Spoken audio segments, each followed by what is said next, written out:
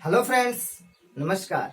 स्वागत है आप सभी लोगों का अपने यूट्यूब चैनल एग्जाम टेबल पर। मैं अविनाश कुमार आज आप लोगों को इस वीडियो में इंडियन पॉलिटी अर्थात भारतीय राज व्यवस्था का अगला सीरीज लेकर आया हूं।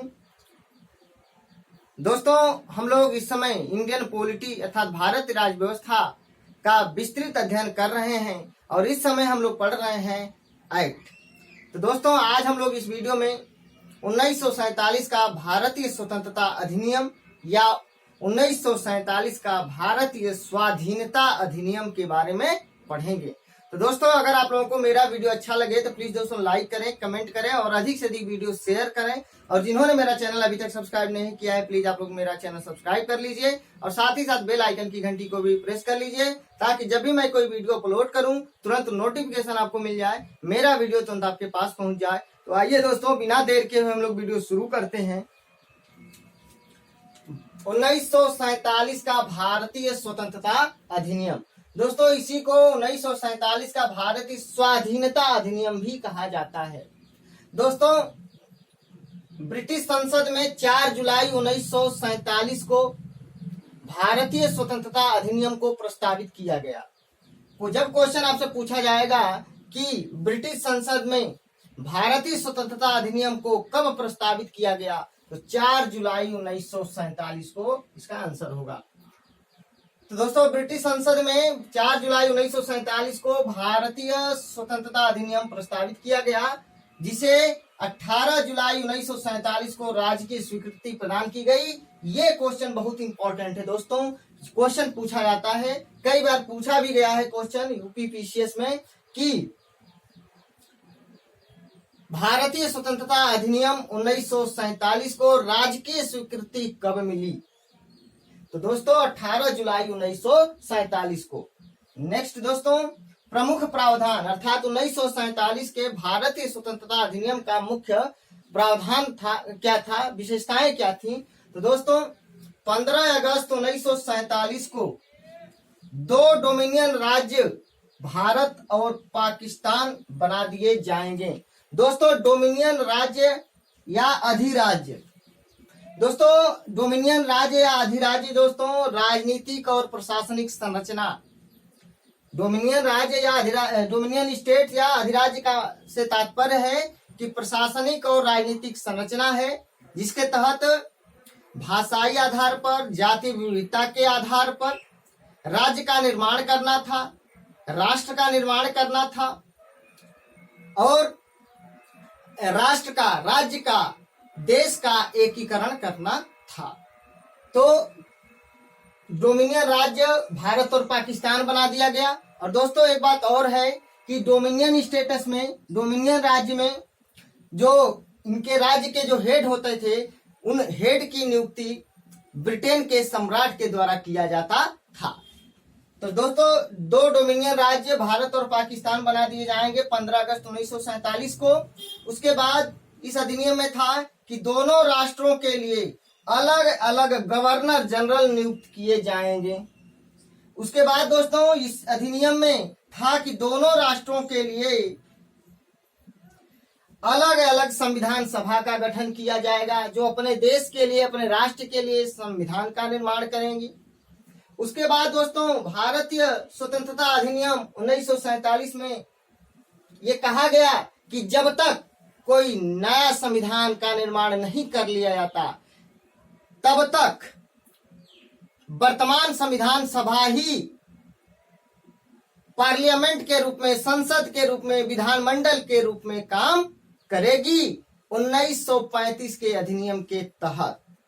तो दोस्तों 1947 के भारतीय स्वतंत्रता अधिनियम में कहा गया कि जब तक नया संविधान नहीं बन जाता, नए संविधान का निर्माण नहीं हो जाता, तब तक वर्तमान संविधान सभा ही विधानमंडल, संसद या पार्लियामेंट के रूप में 1935 के अधिनियम के तहत कार्य करेगी।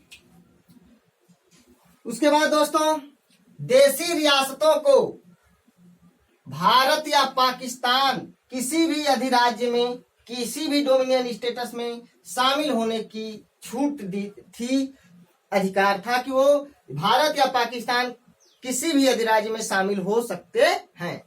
उसके बाद दोस्तों ब्रिटेन के सम्राट का देशी रियासतों पर से प्रभुत्व समाप्त कर दिया गया।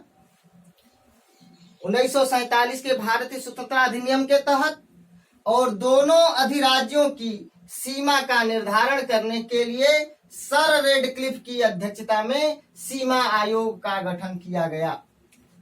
दोस्तों ध्यान रखिएगा, रेडक्लिफ रेखा भारत और पाकिस्तान के बीच सीमा का निर्धारण करती है। मैकमोहन रेखा भारत और चीन के बीच।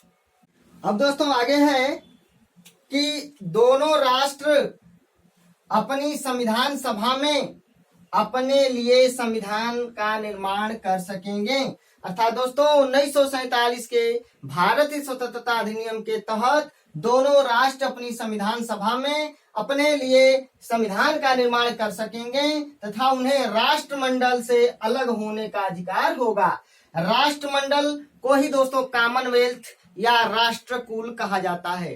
दोस्तों यह राष्ट्रमंडल या राष्ट्रकुल 53 राज्यों का संघ है, 53 राज्यों का समूह है। और दोस्तों ये 53 सभी राज्य कभी न कभी ब्रिटेन के उपनिवेश रहे हैं, अर्थात ब्रिटेन के अधीन रहे हैं। तो दोस्तों यह 53 राज्यों का संघ है और राष्ट्रमंडल की स्थापना 1931 में किया गया था। राष्ट्रमंडल का मुख्यालय जो है लंदन में है। और दोस्तों ध्यान रखिएगा, राष्ट्रमंडल या कॉमनवेल्थ या राष्ट्रकुल का उद्देश्य क्या है? लोकतंत्र, साक्षरता, मानवाधिकार, मुक्त व्यापार और विश्व शांति को बढ़ावा देना था। अब दोस्तों मैं एक बात और बता दूं, भारतीय स्वतंत्रता अधिनियम 1947 के तहत भारत सचिव अर्थात भारत मंत्री के पद को समाप्त कर दिया गया और वायसराय के पद को भी समाप्त कर गवर्नर जनरल कर दिया गया। दोस्तों 15 अगस्त 1947 को हमारा देश स्वतंत्र हो गया, आजाद हो गया और 15 अगस्त को मध्य रात्रि को हमारा देश आजाद हुआ। तो दोस्तों 14 अगस्त को पाकिस्तान अपना स्वतंत्रता दिवस मनाता है और 15 अगस्त को हम लोग अर्थात भारत के लोग स्वतंत्रता दिवस मनाते हैं। दोस्तों स्वतंत्रता के बाद, आजादी के बाद भारत के प्रथम प्रधानमंत्री पंडित जवाहरलाल नेहरू को नियुक्त किया गया। और दोस्तों स्वतंत्र भारत के प्रथम गवर्नर जनरल कौन थे? तो लॉर्ड माउंटबेटन। और स्वतंत्र भारत के प्रथम और अंतिम ब्रिटिश गवर्नर जनरल कौन थे? तो लॉर्ड माउंटबेटन। और स्वतंत्र भारत के प्रथम और अंतिम भारतीय गवर्नर जनरल कौन थे? तो सी राजगोपालचारी, चक्रवर्ती राजगोपालाचारी। और दोस्तों पाकिस्तान के प्रथम प्रधानमंत्री लियाकत अली और पाकिस्तान के प्रथम गवर्नर जनरल मोहम्मद अली जिन्ना को बनाया गया। दोस्तों मैं उम्मीद करता हूं आप लोगों को मेरा वीडियो बहुत ही अच्छे से समझ में आ गया होगा। अगर दोस्तों मेरा वीडियो आप लोगों को अच्छा लगे तो प्लीज दोस्तों लाइक करें, कमेंट करें और अधिक से अधिक वीडियो शेयर करें। और मेरे वीडियो में किसी प्रकार का कोई कमी नजर आए तो प्लीज आप लोग मुझे कमेंट करके बताइए। आप सभी लोगों का एग्जाम टेबल पर बहुत बहुत स्वागत है। धन्यवाद।